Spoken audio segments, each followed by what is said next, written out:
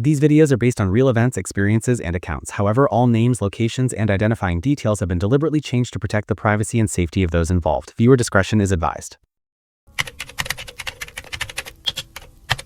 I was 22 when I convinced myself that chasing laughter was a real career plan. Back then, I lived in a cramped apartment above a laundromat in a town nobody outside the state had ever heard of. The machines downstairs rattled all night, and somehow that felt fitting. My life had that same constant, irritating hum. I wasn't in college, I wasn't working anything stable, I just told people I was a comedian, even though most nights I was just a guy talking into a microphone while strangers avoided eye contact. My name's Aaron now, but back then, people at open mics knew me as that loud guy who tries too hard. Not exactly a legacy. Still, I chased it, every night, every bad set, every awkward silence. And sometimes, rarely, I'd get a laugh. That was enough. The problem with stand-up, especially when you're starting out, is that nobody pays you. You drive hours for 5 minutes on stage. You spend money you don't have just for a shot at being seen. And if you're lucky, someone remembers your name. If you're not, you just keep driving. That's how I ended up agreeing to a show 5 hours away in the middle of nowhere. It wasn't just any show. It was a small competition, but actual working comedians were judging it. Not famous, but enough that they mattered. First place got $1,000, which to me at the time might as well have been $1 million. But honestly, I didn't care about the money. I just wanted someone important to laugh. I left before noon, way earlier than I needed to, because I knew myself. I got lost constantly. GPS wasn't reliable, and my phone was basically a brick that sometimes made calls if you begged it hard enough. I printed directions, then ignored them.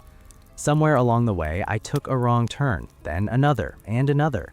Eventually, I found myself on a narrow road that didn't show up on the map I had. No signs, no traffic, nothing but fields stretching out on both sides like the world had emptied out. I told myself it was fine, I had time. But that quiet started to feel wrong. It wasn't peaceful, it was hollow. Late afternoon, I rolled into what I can only describe as a half-dead town. There were maybe 6 buildings total, most of them looked abandoned.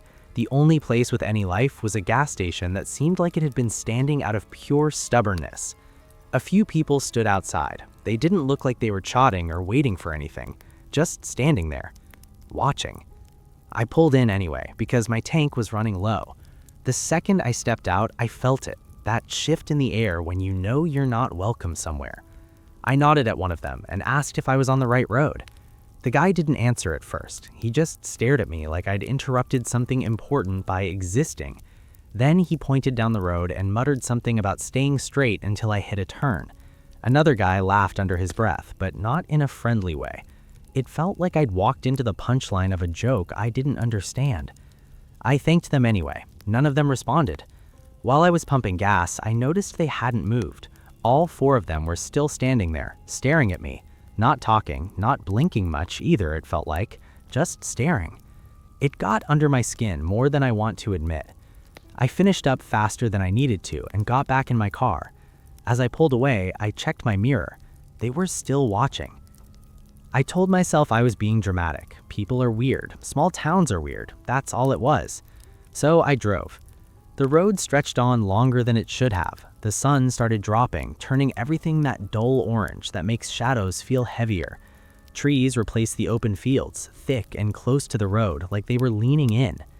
I passed a white pickup truck at some point. It came out of nowhere, flying past me like the driver had somewhere urgent to be. I barely thought about it. Until later. By the time the sky turned dark, I knew I was lost again, completely. That's when it happened. There was a loud pop under the car, followed by a violent pull on the steering wheel. I barely managed to keep control as the car lurched to one side. I slowed down, heart pounding, and pulled over. At first, I thought it was just one tire. Then I got out and saw both front tires shredded. Not flat, destroyed. I crouched down and felt my stomach drop.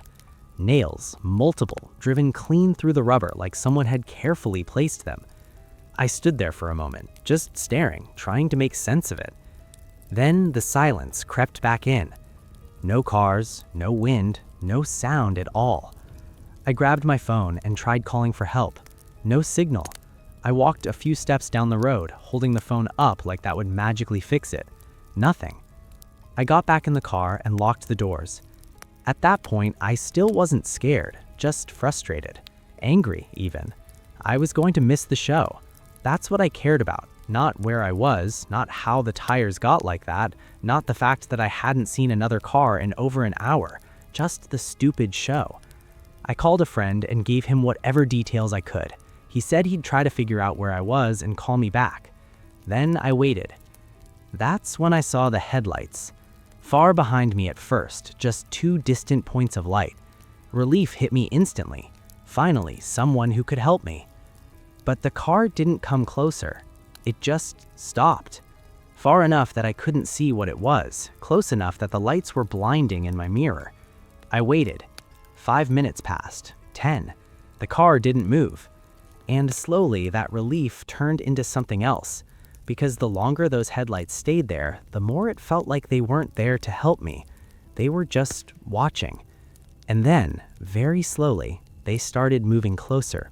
The headlights kept inching closer, slow enough that I could actually feel each second stretch out. At first, I told myself it was just someone being cautious. Maybe they saw my car and didn't want to rush up on a stranger in the dark. That would make sense. That would be normal. But nothing about this felt normal. The car stopped again, this time much closer behind me. The lights filled my rearview mirror completely, so bright I had to angle it down just to see anything at all. I still couldn't make out what kind of vehicle it was, just light, blinding white light. I remember gripping the steering wheel without realizing it, my hands tightening slowly. Okay, I muttered to myself. Just someone checking things out. That's when I noticed another pair of headlights. In front of me. They appeared out of nowhere, coming down the road toward me much faster than the car behind had. My stomach dropped instantly. The vehicle in front didn't slow down until the very last second, stopping just a few feet away from my hood. Now I was boxed in, one car behind me, one in front. My brain started scrambling for explanations. Maybe it was a coincidence. Maybe they knew each other. Maybe... The driver's side door of the front vehicle swung open. Even in the low light, I recognized the shape immediately. A pickup truck. White. My chest tightened. Before I could react, something slammed against my window. I flinched so hard I hit my head against the seat. A man stood inches from my face, his hand pressed flat against the glass. His eyes were wide, unfocused, like he was looking through me instead of at me. It was one of the men from the gas station. Up close, he looked worse. His face was dirty, his beard uneven and patchy, and his expression empty, completely empty. Then he yanked on the door handle, hard. The lock held, but the sound of it rattling echoed through the car. My heart started hammering so loud I could hear it in my ears. "Hey!" I shouted, more out of panic than anything else. "What are you doing?" He didn't respond. He just kept pulling. Another slam hit the passenger side. I turned my head and saw a second man trying that door, just as aggressive, just as slam it. They weren't talking to each other. They weren't saying anything at all. Just breathing, heavy, sharp, like animals. The man at my window suddenly stopped. For a split second, everything went still. He stared at me. And then he opened his mouth and screamed. Not a shout, not a word. A full, raw, unhinged scream that didn't sound human anymore. I froze. It was so sudden, so loud, it felt like it went straight through me instead of just into my ears. I couldn't move, couldn't think. The second man started slamming his shoulder into the passenger door, over and over, grunting with each hit. The car rocked slightly. That snapped me out of it.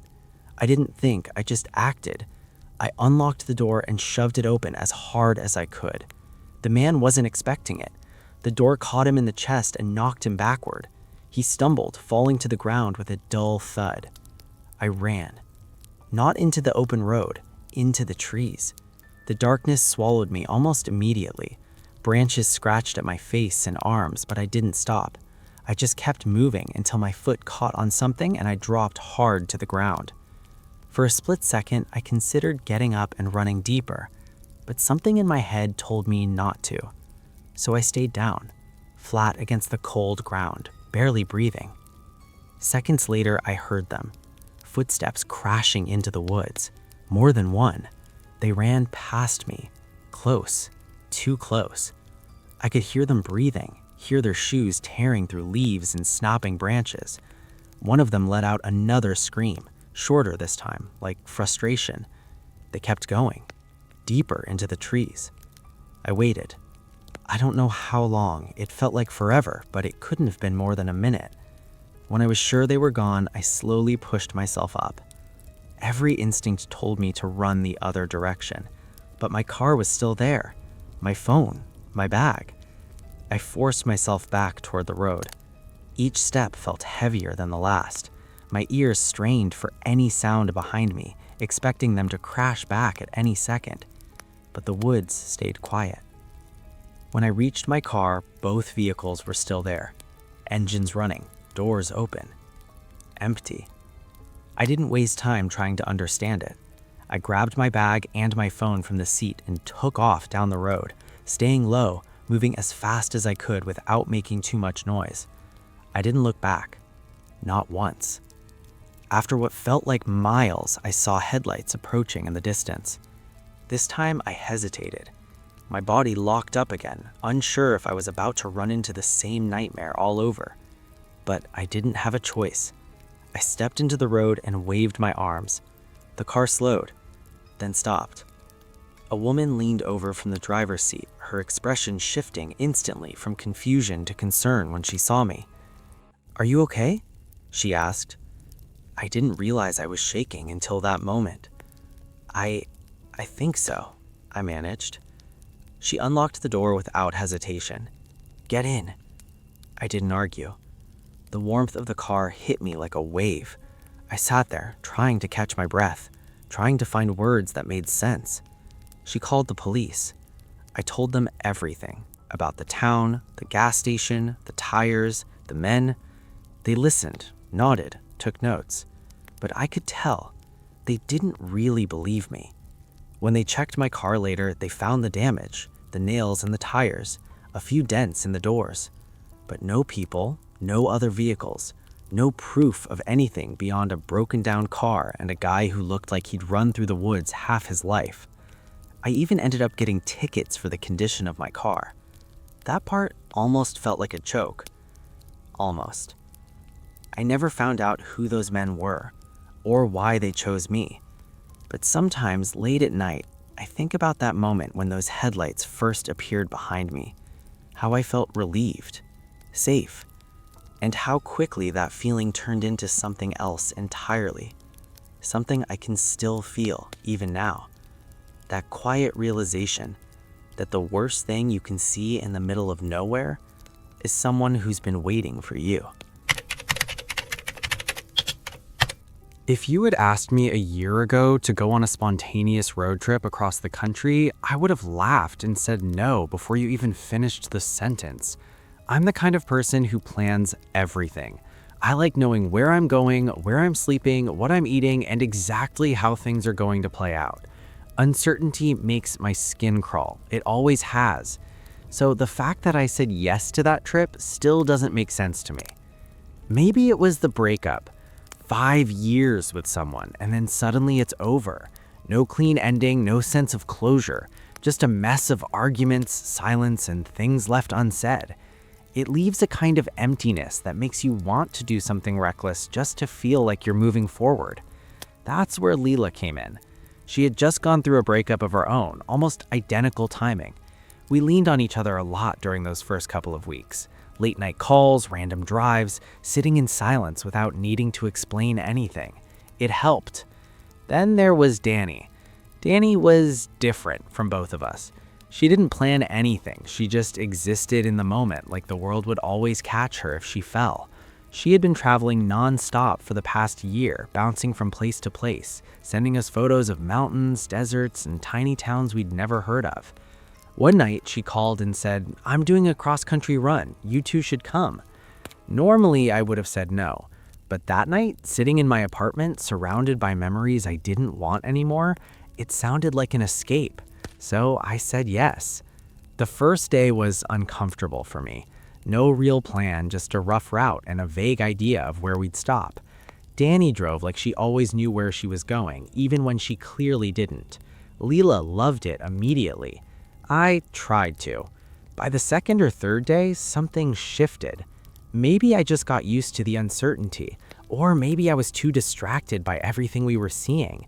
Open highways that seemed endless, fields that stretched out under huge skies, small towns where nobody cared who you were or where you came from. It felt freeing. That's why when we first passed the barn, I didn't immediately shut the idea down. It stood alone in the distance, surrounded by overgrown land that looked like it had been abandoned for years. The structure itself leaned slightly to one side, vines crawling up its walls like they were trying to pull it back into the earth. Danny slowed the car as we passed. "Oh my God," she said, already smiling. "We have to check that out." I felt my stomach tighten. "No," I said quickly, "absolutely not." Leela laughed from the back seat. "Come on, it looks cool." "It looks like a place people disappear," I replied. Danny just grinned. "Exactly." I didn't budge. I told them it was trespassing, that it was probably unsafe, that someone could live there. That last part wasn't an excuse. It was the real reason. Places like that don't stay empty. Not completely. After a few minutes of back and forth, Danny finally sighed and kept driving, but I could tell she wasn't letting it go. And she didn't. For the next several days, she kept bringing it up. Casually at first, like a joke, then more seriously. Every time we passed something remotely similar, she'd say, "Still wish we stopped at that barn." Eventually, even I started thinking about it. Not because I wanted to go back, but because it felt unfinished. By the time we started heading back towards civilization, Danny made one more push. "Let's just go look," she said. "We don't even have to go inside." Leela looked at me. I hesitated. Then I said something I regret more than anything. "Fine, but only if it's obviously abandoned." Danny didn't even wait for me to finish before turning the car around. I should have known better. She found it again without any trouble, like she had memorized the exact path. The sun was already starting to dip below when we pulled off the road and drove across the uneven ground towards it. Up close, it looked worse. The wood was warped and darkened with age. Parts of the roof sagged inward. The vines were thicker than I remembered, wrapping around the structure like veins. We parked a short distance away. "Just in case," I said. "In case of what?" Leela asked. "In case someone's here," I replied. Danny was already out of the car before I finished. She ran towards the barn like a kid chasing something exciting, completely ignoring the way the building creaked softly in the wind. Leela followed, a little slower. I stayed behind for a moment, scanning the area. No cars, no movement, no sound, except the faint rustle of dry grass. Still, something felt off. I told myself it was just nerves and forced myself to follow them. Inside the barn, the air felt stale, like it hadn't been disturbed in years. Dust coated everything. The floor creaked under our weight, each step echoing louder than it should have. "See?" said Danny, spinning in a slow circle. "Totally safe." I didn't answer, because it wasn't the emptiness that bothered me. It was what was left behind. There was equipment scattered around, but none of it looked familiar. Rusted metal shapes, odd tools that didn't resemble anything I'd ever seen on a farm. Some of it looked almost handmade, like it was built for a purpose I couldn't understand. "Probably just old farming stuff," Leela said, though she didn't sound convinced. Danny, of course, loved it. She took pictures, poked at things, explored every corner like she was uncovering some hidden treasure. I just wanted to leave, but I didn't say it because part of me didn't want to be the scared one anymore. After a while, Danny pointed toward the attached farmhouse. "Let's check that out, too." I hesitated again. Then I followed. The front door didn't open at first. The wood had warped, sealing it shut. Danny shoved it harder, laughing as it finally gave way with a loud crack. Inside, it was even worse. Not in a dramatic way, in a quiet, sad way. The house was almost empty. No furniture except for a small green table and a single chair. Dust layered everything. The walls were bare, the rooms hollow. But it didn't feel abandoned. It felt paused, like someone had left in a hurry and never came back. We wandered through the rooms, talking less now. Even Danny seemed quieter, though she still had that excitement in her eyes. By the time we stepped back outside, the sky had turned a deep orange. "Let's stay here tonight," Danny said. I stared at her. "You're joking." "I'm serious," she replied. "One night." Leela smiled. "It kind of would be." Every instinct I had screamed no, but instead I looked back at the empty house and nodded. That was the moment everything went wrong. We grabbed our things from the car as the sun dipped below the horizon, the last light fading faster than I expected. By the time we stepped back inside the farmhouse, it was already getting dark, and the silence felt heavier than before. By the time we finished setting up our sleeping bags, the house didn't feel the same anymore. It was the same place, same empty rooms, same dust-covered floor, but something about it had shifted once the sun went down. The light that had made everything look abandoned and harmless was gone, replaced by shadows that seemed to stretch deeper than they should. We tried to keep things normal. We ate the leftover sandwiches from the cooler, passed around a couple of beers, and talked about the trip like we had every other night. Lila told a story about a bar we'd stopped at 2 days earlier. Danny laughed louder than necessary, like she was forcing the energy to stay up. I joined in, but only halfway, because every now and then I'd catch myself listening. Not to them, to the house. Old wood settles, I know that. Wind makes things shift and creak, but this felt different. The sounds didn't have a pattern. They came and went in ways that didn't make sense. Around 9:30, we finally decided to try and sleep. We set alarms for early morning, packed our things close, and turned off the small lantern we had been using. The room fell into darkness, lit only by thin strips of moonlight pushing through the vines over the windows. Lila fell asleep first. Danny wasn't far behind. I lay there staring at the ceiling, listening. It took me a long time to drift off, and even then it wasn't real sleep, just that half-aware state where your body rests but your mind stays alert. That's why I heard it. A soft sound. Shh. I opened my eyes instantly. For a second, I thought I imagined it, or that one of the others had made the noise in their sleep. I pushed myself up slightly, scanning the room. Nothing. Just shadows and the faint outline of Lila and Danny in their sleeping bags. I exhaled slowly and started to lie back down. That's when the bang hit the door. It was loud enough to shake the frame. I sat straight up, my heart slamming against my chest. "What was that?" Lila whispered, already awake. "I don't know," I said, though I knew exactly what it wasn't. It wasn't the wind. Another bang. This time harder. The door rattled in place, the loose wood slamming against the frame. Danny was fully awake now. Someone's out there. None of us moved. We just stared at the door, like staying still would somehow make us invisible. Then the sound changed. The banging stopped, and something else started. A slow, deliberate tapping at the window. Tap. Tap. Tap. It came from behind us. We turned at the same time, our eyes struggling to adjust to the darkness. There was nothing there, just the vines brushing lightly against the glass.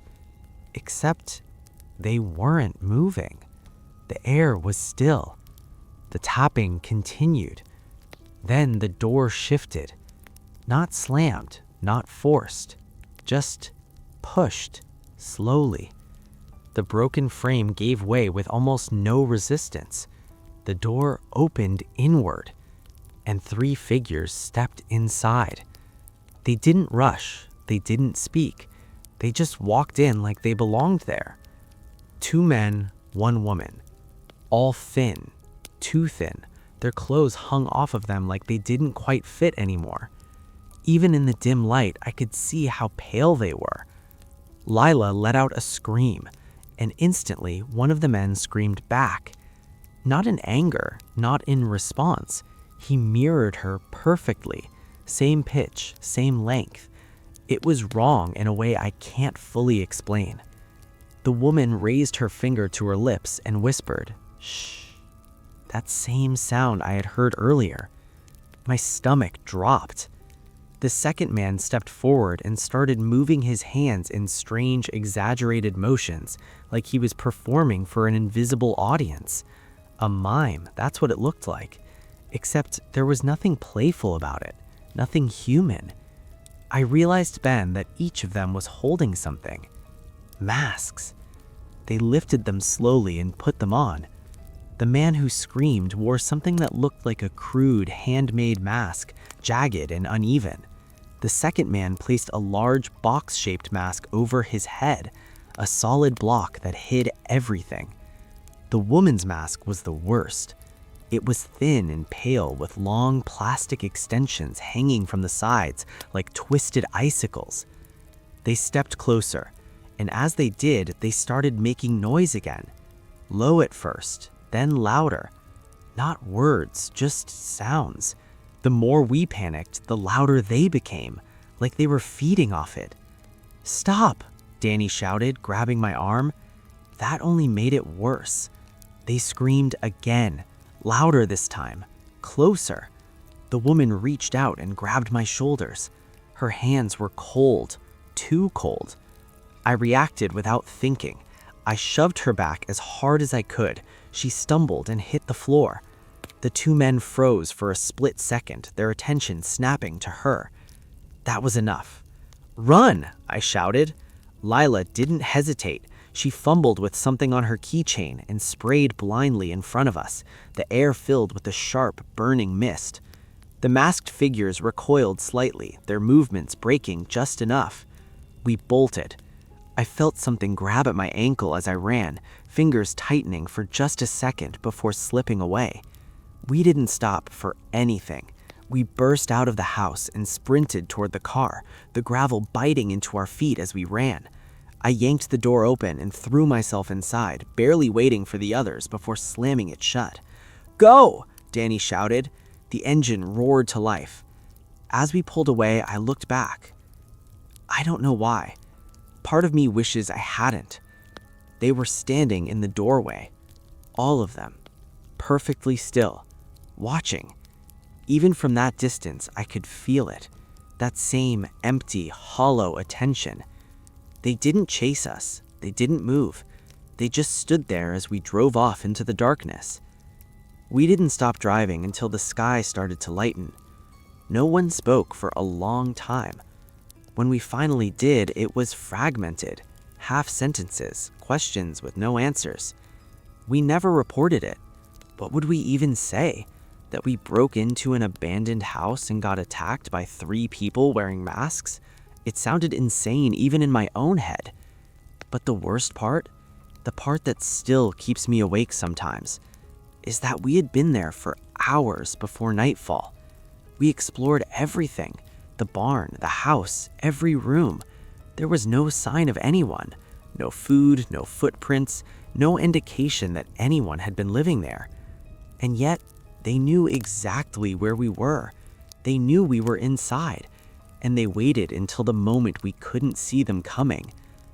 I still take trips now, just not like that, and never somewhere that feels too empty, because I learned something that night.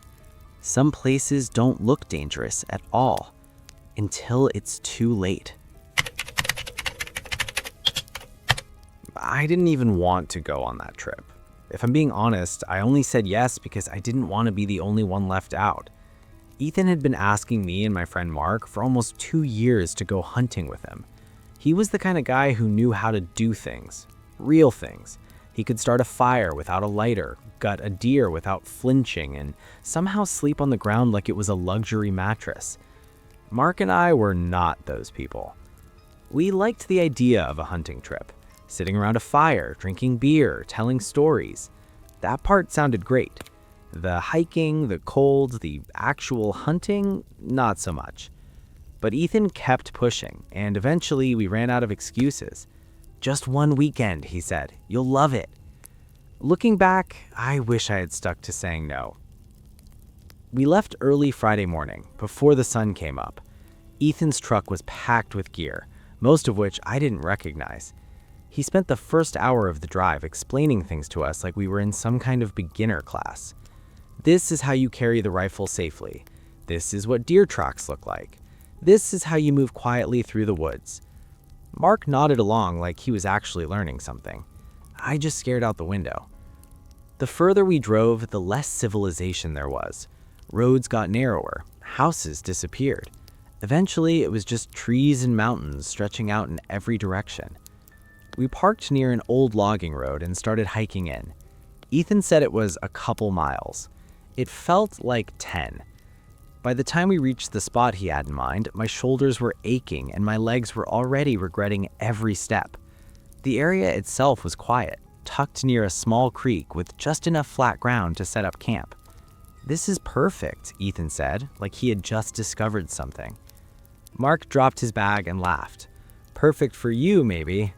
We set up camp with Ethan doing most of the work while Mark and I pretended to be helpful. By the time everything was ready, the sun had started to set. That first night felt good, better than I expected. We had a fire going, a circle of logs to sit on, and a cooler full of beer that suddenly felt like the most important piece of equipment we brought. We talked about old memories, school, dumb mistakes, people we hadn't seen in years. The kind of conversation that only happens when there's nothing else around to distract you. For a while, I understood why people liked this.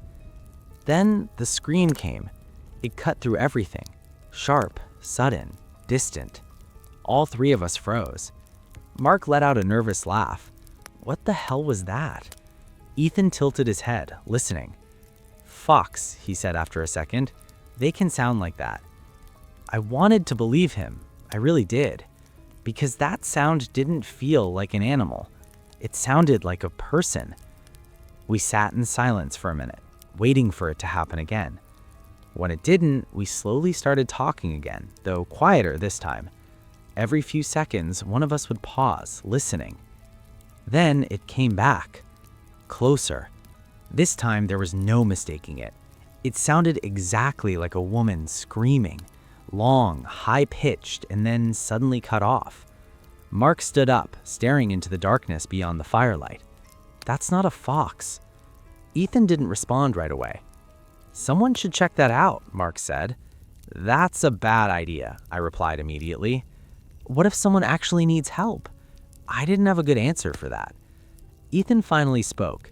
If it was someone, they'd call back.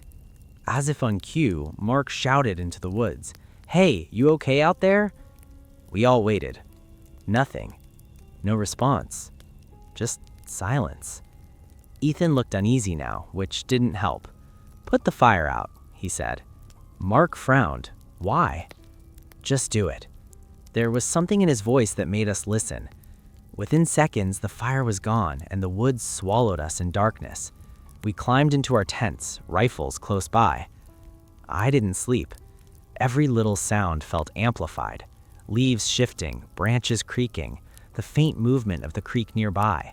My mind turned each one into something worse. At some point, I must have drifted off, because when I woke up, the sky was gray and cold. For a moment, everything felt normal again.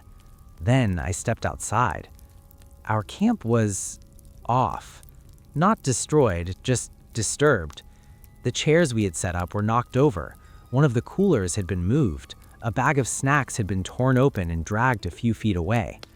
Ethan stepped out behind me and looked around. "Bear," he said, quickly. That made sense. It was the easiest explanation. We hadn't secured the food properly. It wouldn't be surprising if something had come through during the night. But there was something strange about it. Nothing was really taken. Things were just moved. Mark didn't question it. "Great, so now we're in bear territory." Ethan nodded. "We'll move camp." We packed up and hiked deeper into the woods. The second sight felt different right away. Thicker trees, less open space, the kind of place where the light barely touched the ground even during the day. We spent most of the day hunting, or trying to. Ethan showed us where to sit, how to stay still, what to watch for. Mark actually started taking it seriously. I tried, but I couldn't shake the feeling from the night before. Late in the afternoon, Ethan finally got his shot. The sound of the rifle cracked through the woods, echoing louder than anything else we'd heard all day. We followed him to where the deer had fallen. It was bigger than I expected, and seeing it close up, it hit differently. Ethan walked us through the process like it was routine, efficient, focused. Mark tried to act interested. I just felt sick. We dragged the deer back to camp, which was miserable work, and by the time we finished, the sun was already starting to drop again. That night, we sat around the fire again, drinking, talking less, trying to pretend things were normal. Ethan cooked some of the meat over the fire, said it was tradition, a way to celebrate. I forced myself to eat. It tasted good, but it didn't sit right, because in the back of my mind, I kept thinking about that scream and wondering if we were going to hear it again. We didn't have to wait long. It came back, far away at first, just like the night before, but this time none of us said a word. We just stared into the darkness, waiting. And deep down, I think all of us knew. It was closer than it should have been. The second night of the trip was supposed to feel normal again. That was the plan, at least. We drove for hours after what happened, barely speaking, like if we didn't acknowledge it, it might somehow lose its weight. But silence has a way of making things louder inside your head. By the time the sun started to dip, we were both exhausted. Not just physically, but mentally drained in a way that sleep doesn't fix. Lena kept glancing out the window like she expected to see someone following us, even though there was nothing but empty road stretching behind. We found a new place to stop just before dark. It wasn't as remote as the night before, but it still felt isolated. A dirt turnout near a patch of woods, just far enough from the main road that passing cars wouldn't bother us. Or so I thought. I asked her twice if she wanted a motel instead. Both times she shook her head. "It's our last night," she said quietly. "I don't want to end it scared." I didn't argue after that. We set up the back of the truck the same way as before, but everything felt different. The air felt heavier, like something unseen had followed us. I checked around the truck twice before we climbed in. No footprints this time, no signs of anyone, just dirt, gravel, and silence. Still, I couldn't shake the feeling. Lena tried to act normal. She talked about the proposal again, about how she was going to tell her family, about what kind of ring she might want to upgrade to someday. It felt forced, like she was trying to fill the space so neither of us had to think about the night before. We ate quietly and climbed into the truck bed as the sky turned black. I told her I'd stay up again. She didn't argue this time.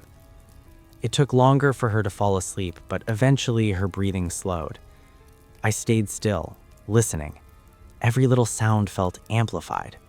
Wind through the trees, distant insects, the occasional creak of the truck shifting under our weight. Then, sometime after midnight, I heard it. Footsteps. Slow, careful, not an animal. I didn't move right away. I just listened, trying to convince myself I was wrong. But then it came again. Gravel shifting under weight. A step, then another. Someone was out there. I slowly lifted my head and peeked over the side of the truck. At first, I saw nothing, just darkness and the faint outline of trees. Then something moved. A figure. Small, hooded, walking along the side of the truck like they had all the time in the world. My chest tightened instantly. They were close enough now that I could hear it clearly. Mumbling, low, constant, like they were talking to themselves, but not in any way that made sense. The words blurred together like a broken recording stuck in a loop. I dropped back down quietly.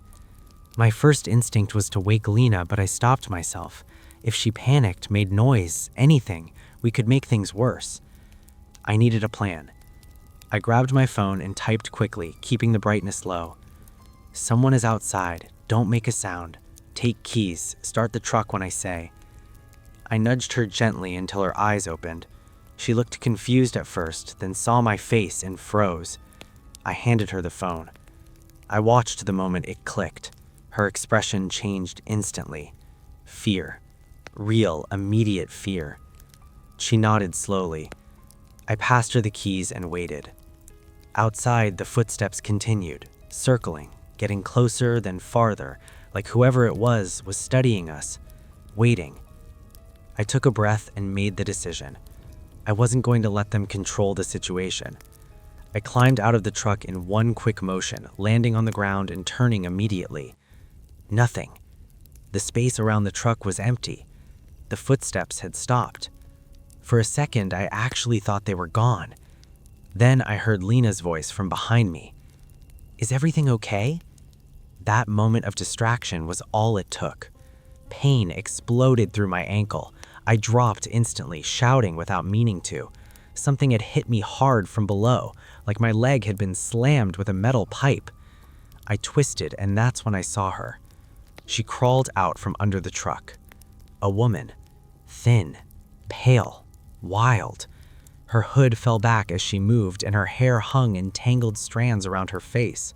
Her eyes were wide, unfocused, like she wasn't fully there. But what hit me hardest wasn't how she looked. It was the sound. That same low, constant mumbling, still pouring out of her like she couldn't stop. She stood up fast and swung a thick branch at me again. I barely blocked it with my arm. "Lena," I shouted, "start the truck." The woman let out a sudden scream, high-pitched and violent, and charged at me. I stumbled backwards, trying to keep distance as she swung wildly, each movement unpredictable and frantic. Then she pulled something from her waistband, a knife. Not large, but sharp enough. Everything in me went cold. I backed away faster now, putting space between us and the truck. If she got to Lena first, I didn't even want to think about it. The engine roared to life. Headlights flooded the clearing. The woman froze for a split second, then turned toward the sound, toward Lena. "No!" I yelled. She sprinted towards the driver's side, but Lena reacted faster. The truck lurched forward, tires kicking up dirt as she accelerated. The woman barely managed to dive out of the way as the truck passed where she had been standing. For a second, everything felt chaotic. Dust in the air, engine roaring, the woman screaming again, that same broken, unnatural sound. Then the truck turned sharply and came back towards me. I grabbed the door handle as it slowed just enough and pulled myself in. "Go," I said. She didn't hesitate. We sped down the dirt road, leaving everything behind us. I looked back once. The woman was standing in the middle of the road, barely visible through the dust. Her arms hung at her sides, her head tilted slightly, watching us. Then she was gone. We didn't stop driving until we hit the main road. Neither of us spoke for a long time. Eventually, I checked my ankle. It was already swelling badly, but not broken, just bruised. Lucky. That word didn't feel right, but it was the truth. When we finally got signal, we called the police. I told them everything, every detail. It didn't take long for them to find her. And when they did, it got worse. She wasn't a stranger. She was someone I used to know. Someone from years ago. Someone I thought was long gone from my life. She had been following us. Not randomly, not by chance. She had known where we were going, known our route. That planner I found open that morning, it wasn't an accident. She had been there the night before, too, watching, waiting. The police told me she admitted everything, said she had been tracking us for days, said she wanted to hurt Lena. When they asked about me, she didn't answer, just cried. They took her away after that, some kind of psychiatric facility. I never followed up. I didn't want to know more than I already did. Some things are better left where they belong, far away. But even now, years later, I still think about that night sometimes. about the footsteps, about the silence, about how close we came to something that could have ended very differently. And every now and then, when it's quiet enough, I swear I can still hear that faint, broken mumbling, like it never really stopped.